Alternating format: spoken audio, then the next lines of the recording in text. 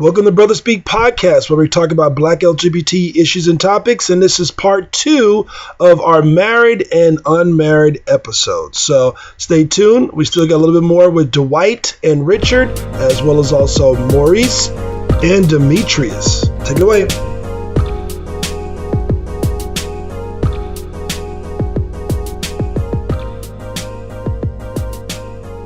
Marriage. Maurice and Demetrius. Right now, it's the right situation for us. It may change down the road. Never know. Marriage might be the right situation at that point. So do you agree, Maurice? I do. I mean, I think it's something that you just can't force, and you can't you can't go into any situation, any relationship, thinking, "Oh, maybe this is the one I'm going to get married to," because it usually won't be. You can, but it may not work out that way. Right, but I mean, you can't really go into it thinking marriage right at the beginning. I have friends, and they're like, "Oh yeah, maybe this is the one." You just met him a week ago. How about you get the one out of your head and just go day by day and let it become what it's going to be? Yeah. That's the other thing. Like our name together. We put it together. My last name and his last name, we put it together because he didn't want mine. I don't even want mine.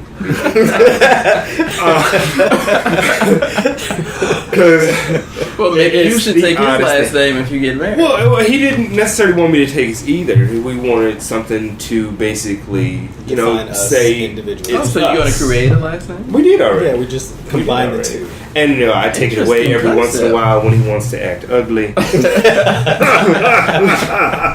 And he's like, "Oh, you taking my last name?" Yes, I am, sir. You can't have it anymore. Wow. Yeah. So let's just switch back gears to marriage. So gay marriages tend to be held not in as high of a regard as heterosexual marriage. Do you think, Maurice, because I saw your hand, Jeff, do you think that this influenced your decision not to get married? No. I really don't care what people think or what they endorse or don't endorse, because it has nothing to do with them, frankly. I really don't care. I'm my own person, just like they are their own person, and what I think about them has little bearing on who they actually are. So what's the point of forcing my views on them about them? I really don't care that much. I don't think that people's idea of marriage is really what it used to be. It's just like energy. It's going to change. It's going to be different from decade to decade, year to year, month to month. It's going to change, and just jumping on the bandwagon to get married just for the sake of saying, "Oh, I'm married," is the wrong thing to do. Question. Being the fact that for you guys to be comfortable with not getting married at this point, did you guys both investigate whether or not there are some benefits that could actually help you legally? Because when people divorce or one partner, God forbid, may pass away, family or next of kin or legally, who would be the one that would be on paper, or would it be the family? Would it be you? Did you guys look into that? Well, the good thing, we got power of attorney. We did all that. So that we did that years ago. So that part's covered. So you're really on top of it. Everything else is impressive. Just for show at this point. So you do have power of attorney over each other. Yeah. We what 6. Yeah, it's been probably more than that. It's like around when we first got our new apartment, or first apartment when we first moved in with one another. After he proposed. You want to make sure that's said. It's recorded. It was like looking at the website. It's like, okay, we sat down and we were like, well, what if something happens to me or it happens to you? How are we going to go about this? Seeing as though at that period in time, even your partner couldn't come see you in the hospital. Yeah. So we had to make sure that we had things set in place so if something should go down, that we could visit one another, we could make decisions. And, one of those things is like, they ask you if your partner is incapacitated for such and such time, you know, who would make that decision to cut it off? You know, it's like, I couldn't make that decision by myself. So it's like, you definitely have to put your mother on there. Because I'm not going to just say, you know, keep him here when, you know, there's no signs of life there. You know, his mother may feel differently. So, just so not having that stress on top of, you know, worrying about your partner, it puts your mind at ease. And I told him, it was like, if I don't care what anybody wants, but if I get to that point where the doctor tells you there's no point, just yank it and make it adamant to my mother. And I even told her that, you know, just cremate me, take me to a nice place, and spread my ashes. Marriage. Dwight and Richard. The issue of marriage in itself. You decided to get married. I am going to get married to this particular person. Mm-hmm. But some people opt to say, you know what, I already know you anyway. We don't need to get married. Marriage will change to just another piece of paper. What do you say to those people? I say to those people, there are certain benefits to being married. For example, if one of you gets sick, you can't speak for them or be in charge of their care if you're not married. I retired from my job because I felt like I didn't want to do that job anymore. So I wasn't 65, and so I was going to need health care. I was able to get his health care, get on his health care plan. If one of us should pass away, there's no family coming in and say, well, this is mine, you know. Because they will do that. Do that. Oh, yeah. Even when you're probably married, they will still try to. They will try. They'll try, but you can't once you're married. You know, and things that you don't really think about now. I mean, he was talking earlier how we'll inherit each other's Social Security, different things like that. I mean, pensions, that you're going to need your pensions, when you're not by things yourself. like that. Yeah. And you have to think about the fact that if you are in a relationship with this person, you all have a life together, and if you remove half of that income that's coming in, you know, you're up the creek. You're going to struggle. Yeah. You know, it's just that you get all the benefits, the rights, the privileges of anybody else when you're married. You know, it's just like you hear these stories, you know, about somebody that's been a common law wife or whatever, and the ex-wife comes in and cleans out everything, and they've been living together for 30 years. Well, if you're not married, that's what you risk. Yeah. Or you know, sister and brother. Yeah. You know, or my son. Yeah. You know. Yeah. So you know, you have to consider the legal aspects of it too, and it's protection, it's insurance that you're going to continue to survive. You know, after one passes, and you don't want somebody coming in and taking the things that you all work for over many years, and it's just gone like that. Now, some people would say, well, I have power of attorney over you, I have power of attorney over you. Would that be enough? No, it's not enough. I mean, the power of attorney may mean that you can make medical decisions. You can make a medical decision or come see somebody in the hospital, but it's not going to protect your investments, your property, the cars, you know, all those things. And you work too hard together to just throw that stuff away. You know, you have to be practical about it. Yeah. And you know, people will say, well, you're just talking about money, or but you have to have an income to survive. You just have to, and you want to keep your belongings. And it's great we were happy to get married. The mayor of our town married us. Nice. You know, He's a cool man. I know, right? Who is this mayor? it was she Oh, at that time. okay. Yeah, but she married us, came over, and married our friends who came from Cancun. Oh, you guys married the same day? No, not the same day. Okay, this, but she did the same one who officiated it. Yeah, we got married in May, and we convinced them that it would be good for them. So that October they came in.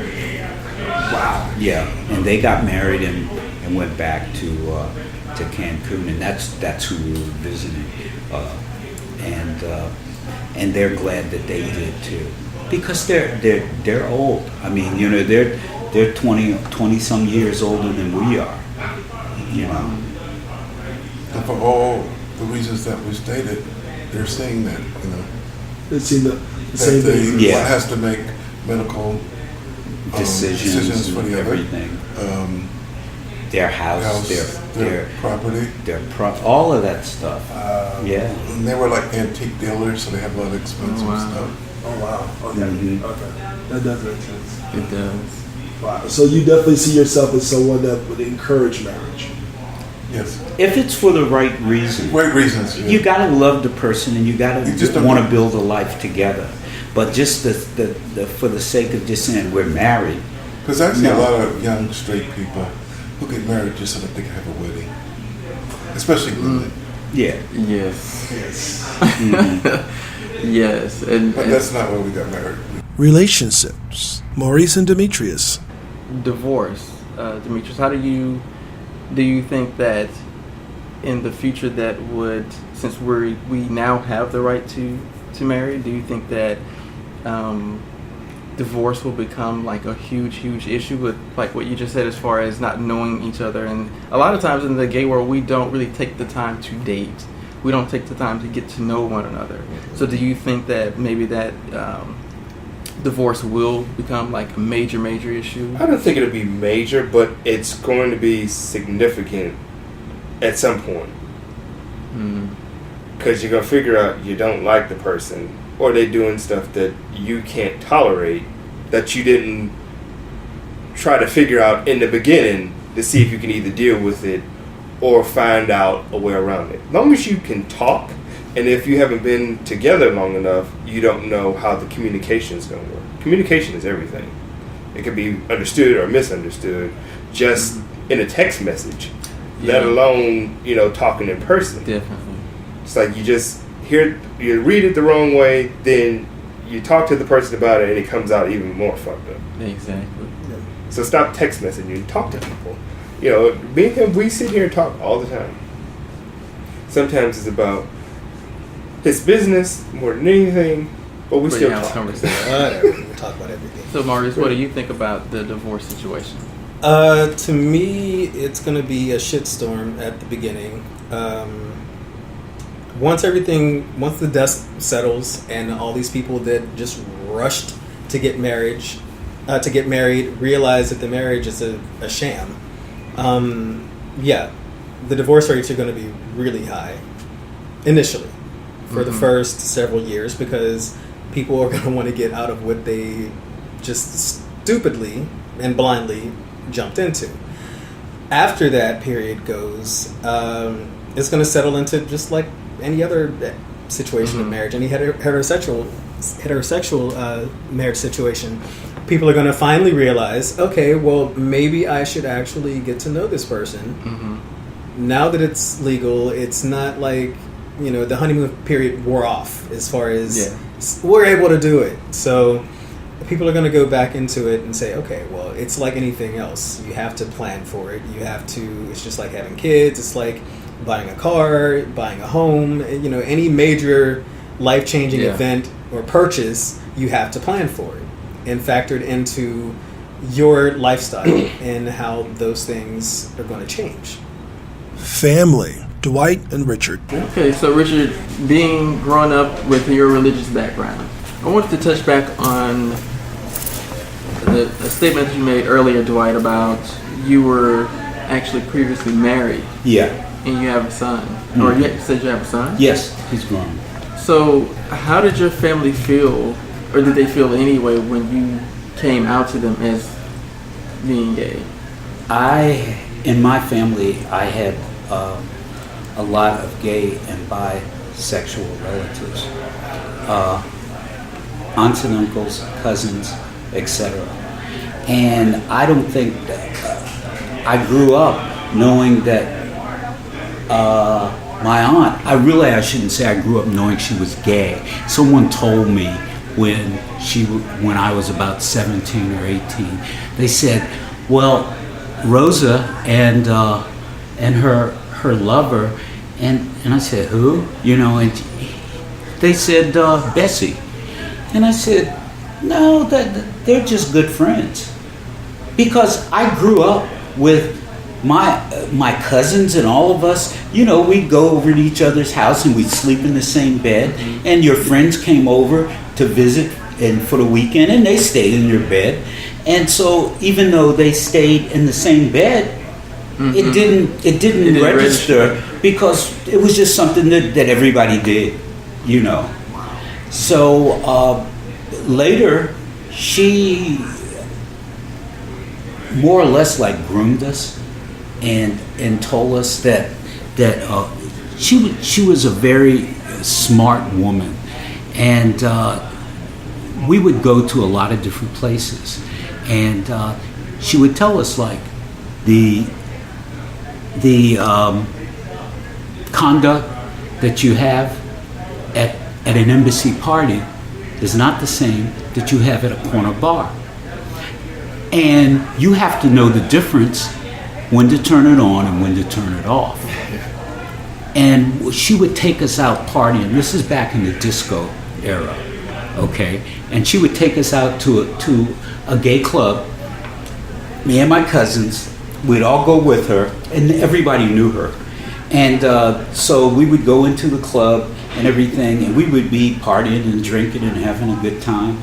And she would say, okay, that's enough. You all don't need anything else to drink, because you have to be sober enough to go back to the house and prepare breakfast and omelets for people, the guests that we're going to invite home. And you can't do that if you're drunk.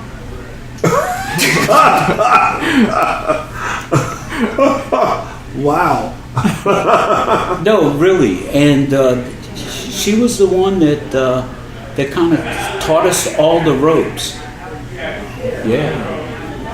So, Richard, I'm pretty sure you're going to say your background or your coming out was completely different from Dwight's, because I can just sense that it's going to be completely different as far as how you did it and how it was received by the family.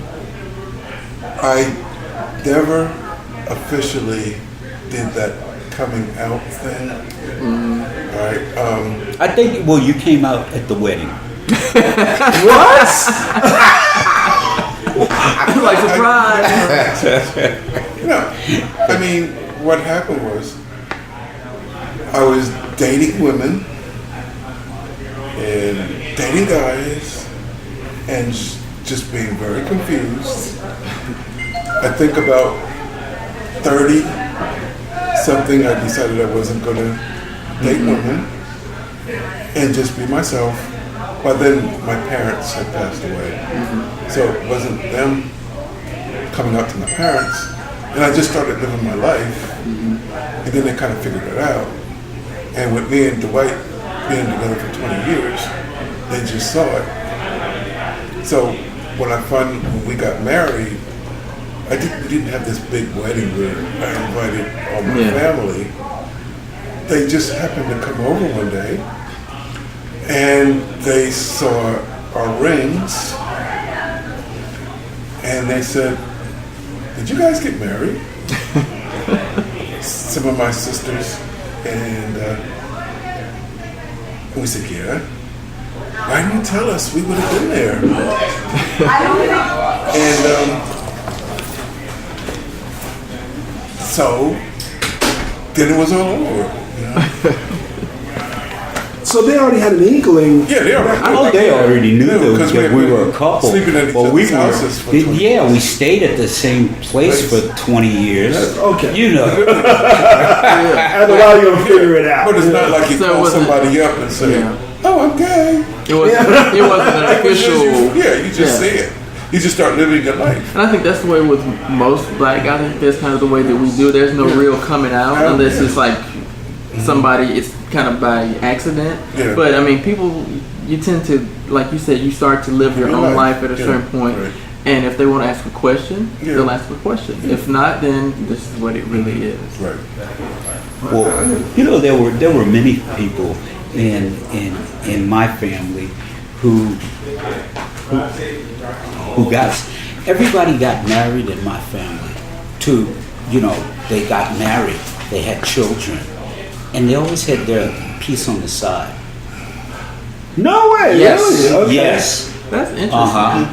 Back then, you just couldn't be. Way back then, you couldn't just be gay. So everybody got married and did the correct thing, and got the house and the car and everything. And 3.5 kids. yeah, and that whole thing. But they always had the piece on the side. Why? Because they wanted to keep that, that image. appearance. Yeah. Wow. Would you say that was because of there was some bisexual tendencies, or Yeah, is it? definitely. Wow. Yeah, definitely. And it's a family thing. Wow. Yeah. So okay, so I'm gonna throw another question out there. So do you believe in the gay gene, like this gene that you have within yourself? I think so. I do.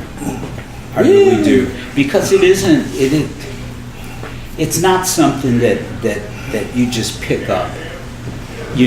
There is a drive that is within you, and it eventually wins. Yeah. Yeah, it wins. I think that's the way that it Yeah. is with most gay men, is that you can only fight whatever that is for so long, no Yeah. matter who you are, what your background is, Mhm. and then there becomes a point where either you, where you say, you know what, this is it. I can't hide who I am anymore. But in some, unfortunately, they take their own lives or whatever the case may be, and it's sad that they do that. True. So I have friends, so many friends, who were married and divorced, men and women, that were gay, and they did the whole thing with the family and putting the kids through college and all of that, and they eventually just said, "The hell with it, I'm gonna come out." Wow. Full-fledged. Uh-huh. Wow. Okay. Wow. So what do you think about that, Richard? Do you? I believe there is.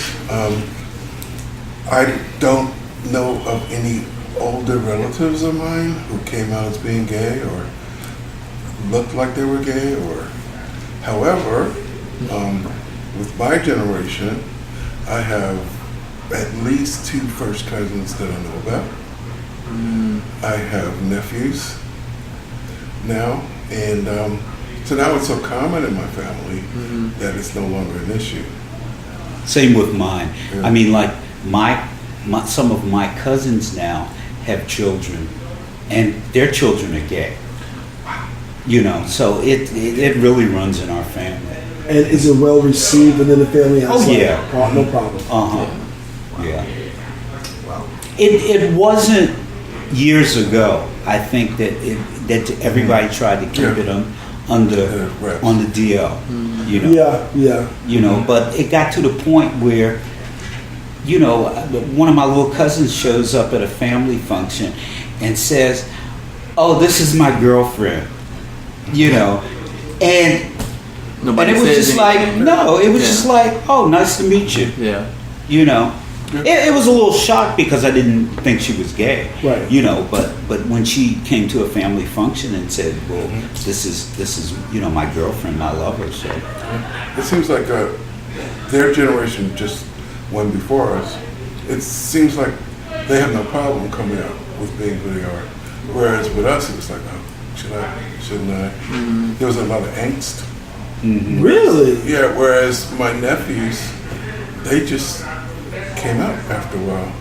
And again, nobody ever makes, well, I guess maybe A couple may have, but Grumbled. but Yeah. But I think, do you think that it's maybe because of you guys laying that foundation? Yes. And now that, Yes. they say, well, my uncle or cousin, whatever your relationship is to them, they did it, so I feel comfortable in being Yes. able to do it as well. Because I've been told by one of them that we were an example. Yeah, and then amazing And how... I never knew it because I didn't know he was gay. Oh wow. Oh, Yeah. Okay. And he told me, he said, Uncle Dwight, you and Uncle Richard, you were my hero, so to speak. Wow. Wow.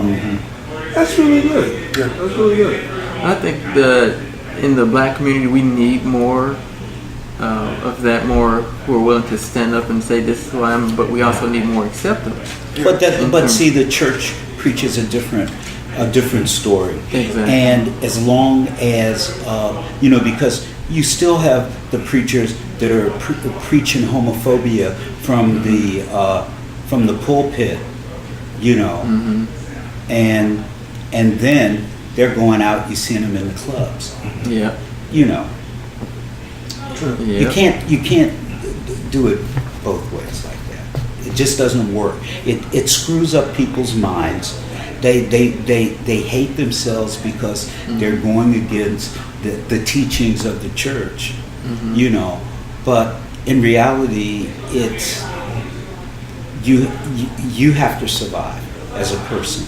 You have to maintain your sanity, and trying to fake that you're straight is a rough road. Oh, yeah. It's a rough road. Monogamy versus open. Maurice and Demetrius. So now let's move into a different subject matter. For some men, open relationships are a way to explore sexuality without being confined to monogamy. Statistics show that 50% of all couples have been or currently are in an open relationship. Maurice, what are your views on monogamy versus an open relationship? I think they both have their merit depending on who you are.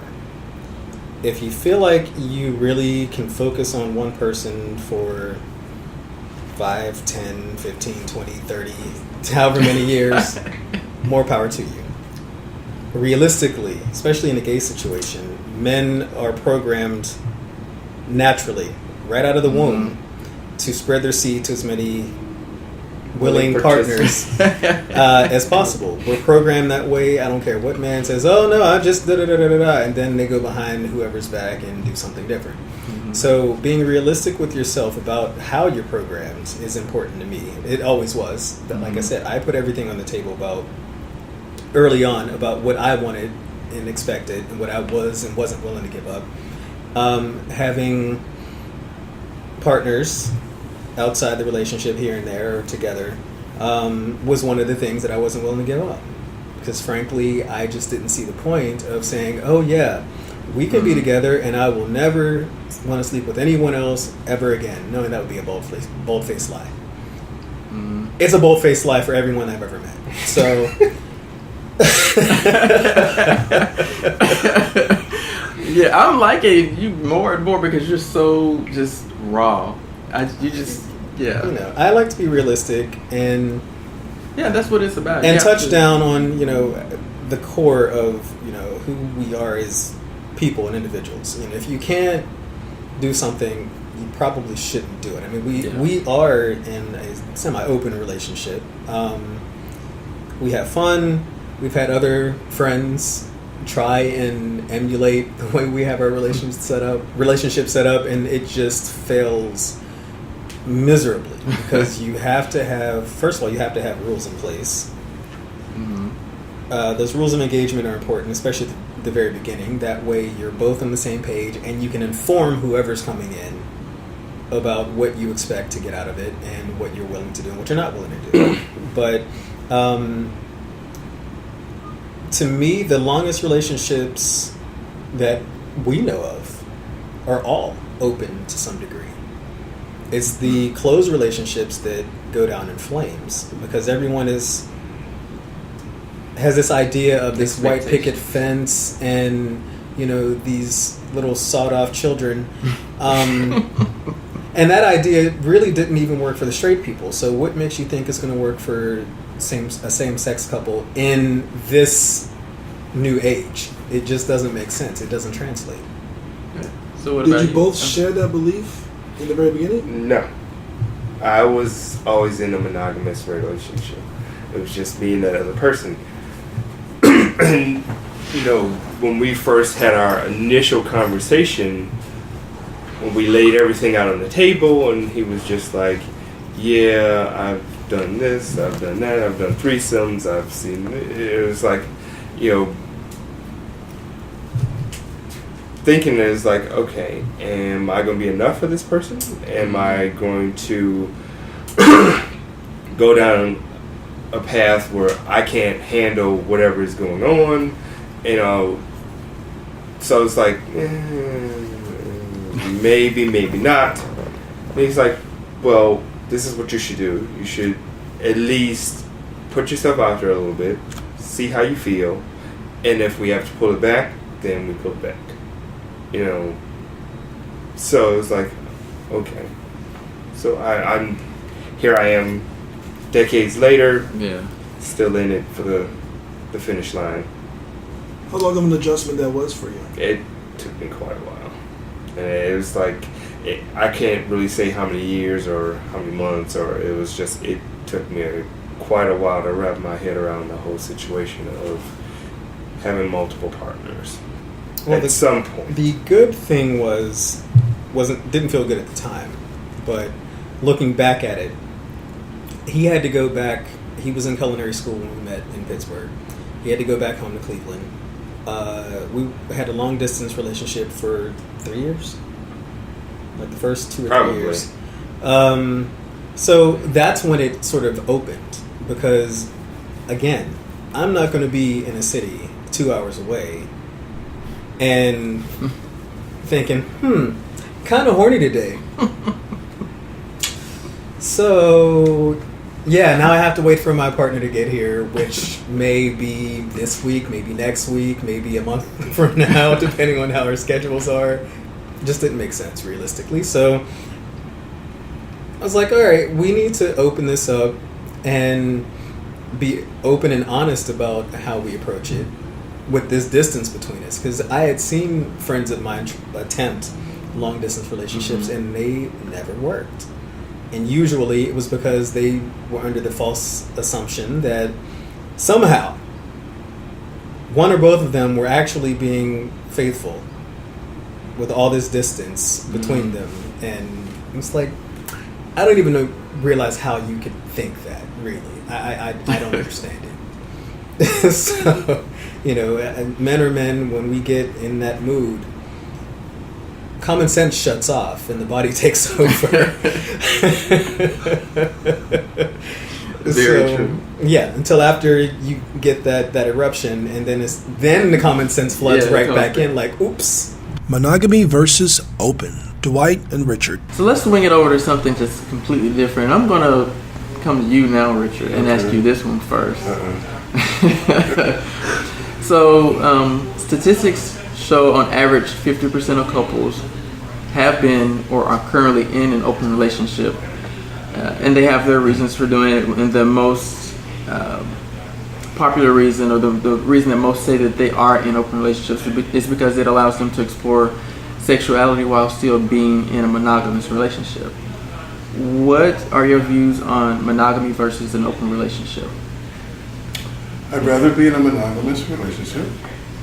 I do understand that men are men. So in the beginning of our relationship, I can't say that both of us were totally monogamous, but it evolved. And no, we're not in an open relationship at all. Now, he may have another opinion. But that's what always happens that we've noticed so far. Exactly. And you don't know until it starts to come out and you start to talk about things, and it's like, okay. In fact, he asked me in the very beginning, do you want to be in an open relationship? And I said no.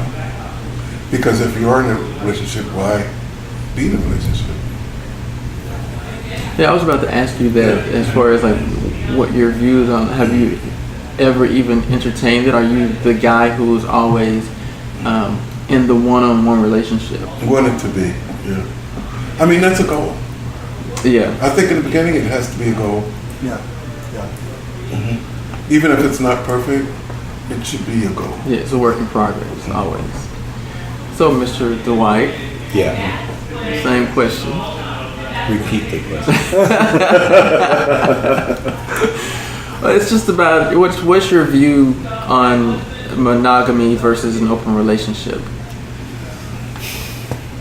Like Richard said, men are going to be men. Yes. And I think that it's insane to think that a man is not going to stray every now and then. The goal, of course, is to the monogamy. Mm-hmm. But I think that people put too much emphasis on sex, in the sense that sex is a personal thing, and you can't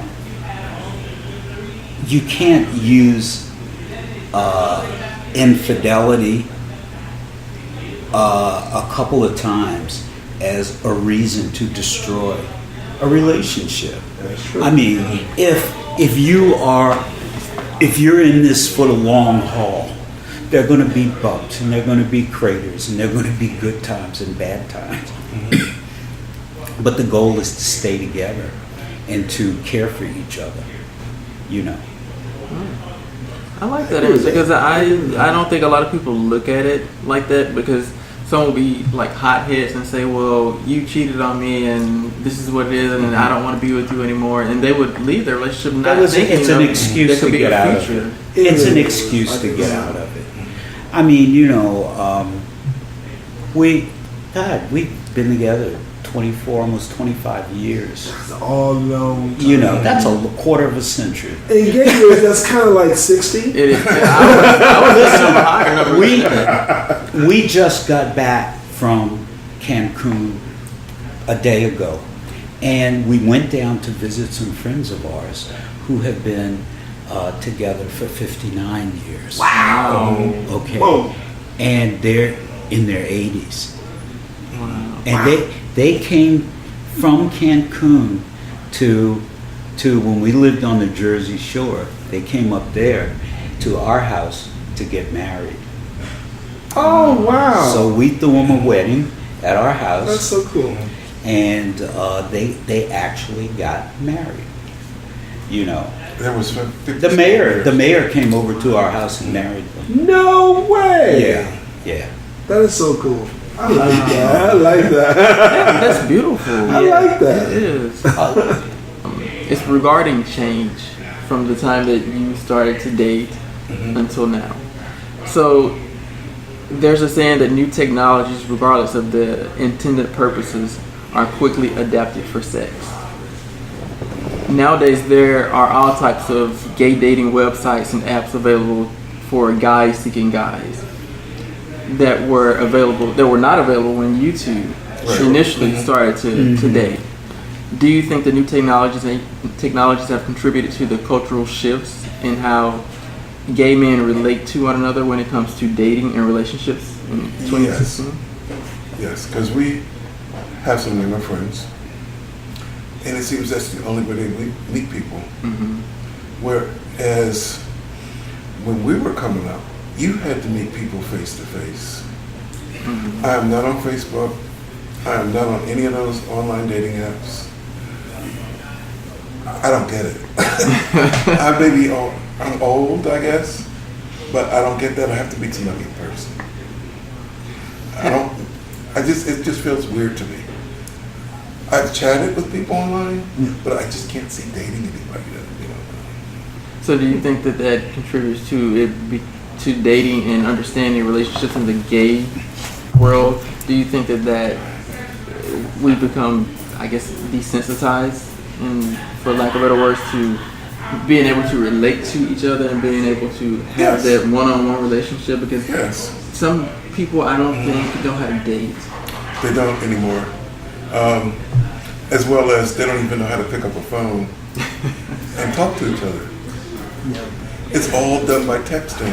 And there's so much that you miss in a text. Like, how many times have you said, well, I texted him and he didn't text me back. So I don't know what's going on. Whereas you just picked up the phone and you talked with each other, you know what's going on. And you can tell by the sound of somebody's voice how they feel about you. Whereas you don't get that in the text. They can use all the emojis you want. But there's nothing like a human voice. Yeah. And I think a lot of guys are confused and lonely because they only know how to relate to people over the internet. You know, I did not think about it until you said texting. And a part of me can't help but now believe it's meant to take away that interpersonal relationship. Oh, yeah. Email, texting, online. It's the quick way of doing things. Now, I'm not going to say that online is not a platform to meet eventually. Yeah. But I do look at the other methods. And texting and email does take away something. In reality, even with all the advances in technology with texting and email and everything else, it's still quicker to meet someone of quality in person. You can, a conversation that we can have in 5 minutes will take 30 minutes to have if you're texting. True. You know? Very true. And you get an onslaught of BS online. Okay? And what's the point? Because 90% of those people that you're talking to, you'll never meet them. True. That's very true. Or they're speaking to somebody else at the same time. So they're talking to you, so you don't know if this is a one-on-one scenario or if you're just one of the many that they're selecting from at that particular point in time, which is unfortunate. All these different screens open. Yeah, that's true. Children, Maurice and Demetrius. I initially wanted kids, and I did tell him about it. Mistake. Back then, this was before he is who he is today. It was more like, what? You want who? No. I don't think so.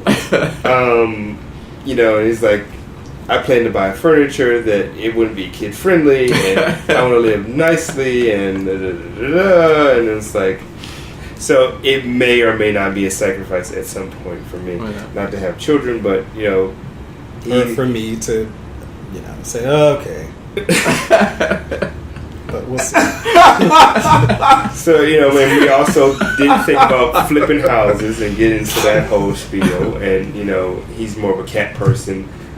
Even though I've had a cat, I want a dog. So it's like, You guys are freaking out. Completely. No kids. you gotta have a puppy. That's what I was about to say. We have to start somewhere. He wants some warming. Here's the thing. He wants a cat, and it's the cat that he wants is in Abyssinia. This thing is, you might as well get a fucking dog. The thing is huge. Are you serious? Yes. Is a cat that big? Yes. I would be afraid of that. That's a bobcat.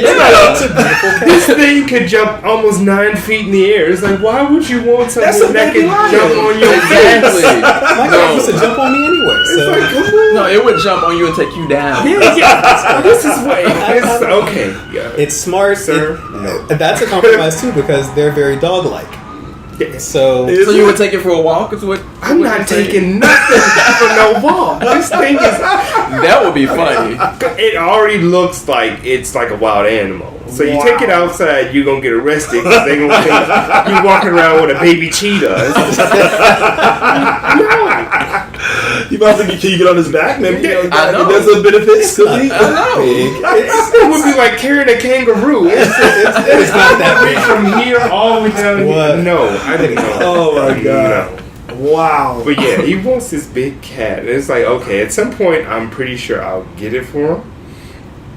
They're expensive, so But- I'm not in any rush. He is You'll wait for it. definitely going to be the one to Not make sure in when that thing wants to play and roll around, it's going to be with him. It's not going to be with Catch love. Shoot for that puppy. Shoot for that because I know. And then, Shoot for that. and then on the other side of that, the dog that he wants, it's an Egyptian pharaoh hound.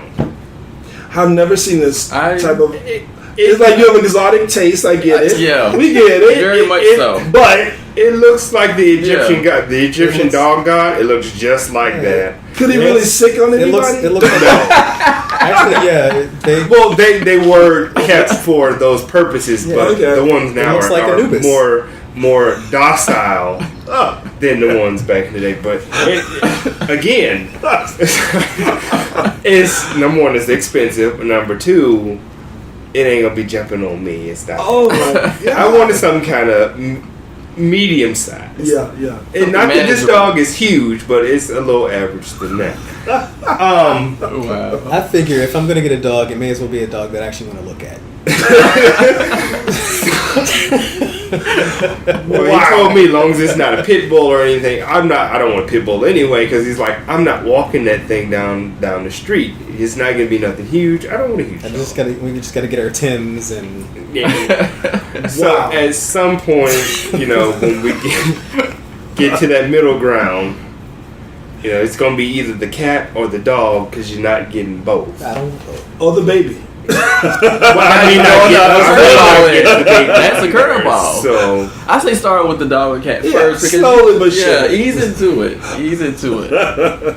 Dwight and Richard. In 2010, Florida Court of Appeals ruled that the law banning gay and lesbian people from adopting was unconstitutional. At that point, Dwight, did the thought of adoption ever cross your mind when it became legal? Well, I have a 40-year-old son, and I raised him because my wife died. Richard and I did. So we had a child to raise. So it was not about adopting anymore. So one was enough. One was enough. So you wouldn't have thought about maybe. For a minute, I thought, oh, let's adopt a kid, and then I thought what it took to raise that one. It didn't last long. It was just a thought, You agree with that one too, Richard? Yeah, the thought that crossed my mind when I was younger. I just thought, well, they would never let, at that time, a gay single male adopt a child. I just thought that was just out of the realm of reality. Things have changed since then. By that time, I was too old to even want to. I'm the oldest of 12 children. Oh wow. So that whole parental instinct was taken care of. You didn't feel the need to go I into didn't that feel area.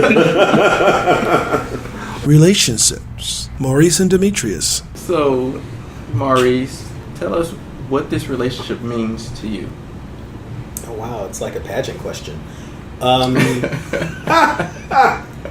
certainly won't win Mr. Congeniality. I wouldn't give you the sash anyway. Sort of a joining of two people that are opposite, but we bring out the best, I think, well, sometimes the worst too, in each other, that I think we needed. At the time we needed that, we both needed it.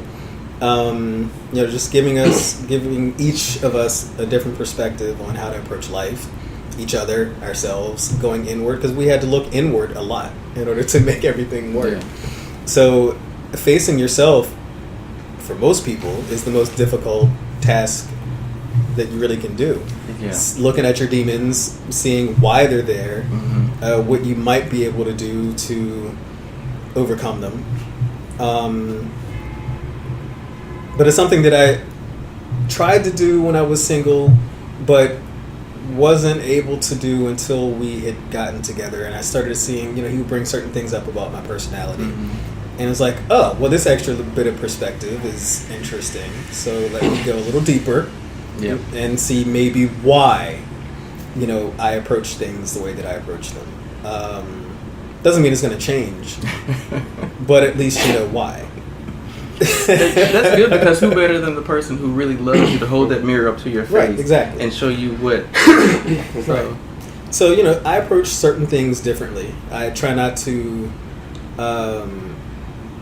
jump to as many conclusions so quickly, but it's still there. It's not going anywhere. But I will try not to do it and cut the situation off so fast. Yeah. So I try to analyze it and go with a more human eye instead of being so robotic. If it doesn't compute, that's it. So, that's the takeaway that I think I've gotten from the relationship. Him, I don't know. Migraines. No, he means the world to me. And it's like, I've never met a man like him in my entire existence. And having someone hold that mirror up to you and it's like, well, you're being such and such a way, and you don't see it yourself until you actually look within yourself. It's like, well, yeah, I was being that way. And, being able to somewhat be able to change it and not necessarily fit that person's needs, but fit your own needs to be in a relationship with that person is the best thing you can do. And every time he does that, I won't say to me, but for me, is helping me better myself. Wise man once said, know thyself and win 1,000 battles. But it's a different perspective when someone's showing you that perspective of who you are. So, as I say, he keeps me down to earth. He makes sure that I'm being the best possible person for myself and our relationship. And for me, that is the best takeaway that I can have, is making myself better. So, Maurice, what piece of advice would you give to couples looking for that longevity in their relationship? To me, my advice would be, don't be so rigid in your attempt to hold the relationship together.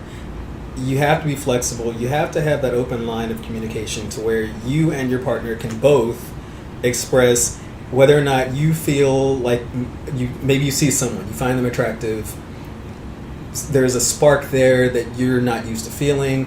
You both need to have that open line of communication with one another to say, hey, I kind of felt something there towards that person there. And, you have to be adult enough to say, okay, what does that mean? Mm-hmm. So, and sit down and really talk about it and talk about the idea of it. Doesn't mean you have to jump into it. Doesn't mean you have to ever do it. But the openness needs to be there. So I'm hearing communication as well. Yeah. It's a big absolutely. Part. You can't be an island unto yourself. Yeah. You have two islands floating in one body of water. You're either going to just float away or you're going to crash. Neither one is really acceptable if you're trying to have a relationship. There should be an orbit. So, yeah, that's sort of how my approach to everything is. So what about you, Demetrius? Pretty much the same thing. It's like, as long as you can talk, you can work anything out. And that was one of the other biggest things I had to learn, because I was more of an introvert. It was like always, me having this conversation with myself instead of having the conversation with him. And things get misunderstood, attitudes flare, and then you have this altercation that probably could have been averted a long time ago if you'd have just opened your mouth. Yeah. So that kind of takes me to my next question. Disagreements, they can be a good way of you seeing yourself at that moment through your partner's eyes. Demetrius, since you kind of brought this up, what do you think has been the most important lesson you've learned through Maurice's eyes about yourself? That I'm way too nice. I'm like overly nice, and you know, not necessarily he wants me to be like him, but he wants me to be more of a matter of fact type person. In my personal life, in my work life, I'm like that all the time. It's like it's very cut and dry with me, and you know, I get to the point straight from the jump. Personal life, not so much. You know, I kind of, when people ask me questions, I kind of dance around their feelings because I don't want to hurt anyone's feelings. Yeah. Him, more of like, it is what it is. If you don't like it, then that's your fault, not mine. Because you asked me the question. So, you know, he kind of wants me to be more upfront with people than kind of hide behind, you know, basically walking around the subject, basically. Hey, so what about you, Maurice? Get it right. Whatever. I've actually learned many lessons about myself. I can be a little too matter of fact sometimes. So usually he's like, well, you know, you could be a little nicer. It's like, well, I really didn't think I was being rude, but okay. So I have tried to be a little more human. Still working on it. Still working on it. Still a work in progress. But yeah, I mean that's the biggest thing I think for me. You know, and not just, you know, from him, but you know, a lot of people are like, oh well, you know, you're just so cut and dry all the time. And it's like, not that I'm trying to hurt your feelings, but you know, it's just who you how are. it works. You know, Yeah. just my approach is that way. It always has been. My family's approach is that way. So it's instilled. Yeah, you it's can't just- really separate it because there's it's no you. way to do it. It's who So you are. I'm, you know, I try, but even at my best trying, people still get offended. And it's like, okay, well, you know what? Can't win for losing. Damn it. Dwight and Richard. Dwight, what are the qualities, and I don't know if you kind of touched on it before, but what are the qualities, just to end out the show, that you see in Richard that you admire? I admire his trustworthiness, his ability to love, to be loved. Also, just that I know that he is the person that's going to be there for me. Okay? I mean, you know, it's just that way. I mean, I will always be there for him, and he will be there for me. Yeah, and his qualities are that he's very caring, he's concerned about my well-being, he's forgiving, and he's fun. He's fun to be with. Well, then you know, that sums it all up. This is the recipe of a successful marriage. I know. 24 years, right? Yeah. You can't get no better than I that. know. I'm just still blown away by the energy Yeah. that I get from the two of you. It's really something else. What blew me away was the fact that when it came down to romance, there's not much to get to work at. It's just it's just a part of the marriage. And a lot of people say they'll work at it, and I Shouldn't have to work at it. If you have to work at it, you're not maybe. The Suited right for one. each other. wow. This is very good advice. And you do have to realize that you're not 25 anymore. And if you think that you're going to perform like you're 25, you're not. You know. Drug. Yeah. And if you think your partner's going to perform like they're 25, they're not. Be realistic about the Yeah, whole thing. yeah. Everything will turn out fine. Exactly. Maurice and Demetrius. So I gotta ask this question. Okay, Completely. being the fact that you guys are just one island, but you find a peninsula, a path to kind of go and walk in the middle here. At some point, how many? I mean, I'm sure there's numerous times where you say, "This ain't it. This is it. This is it. This is not it. This is not it. This is it." because of the fact that just so many opposites. When did you actually guys say that, okay, who's more of the giving and who's more of the taking, and who's been more, or have you become more of a compromiser through the process because you guys are both different type of people? I think it's more of a compromise. Yeah, I mean, you gotta. At this point, we've been together 15 years, almost 15 years. So you have to have some level of compromising on each side to move ahead in life.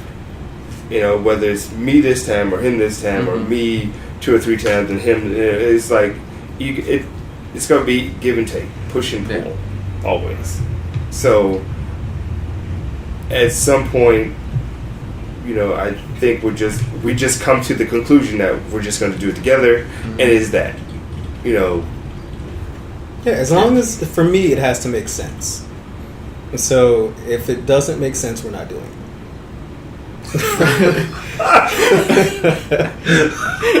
Still working. Still working. Dwight and Richard. How do you keep the romance alive, Richard? We don't have to. It doesn't seem like It isn't something you have to do. It's just there. there.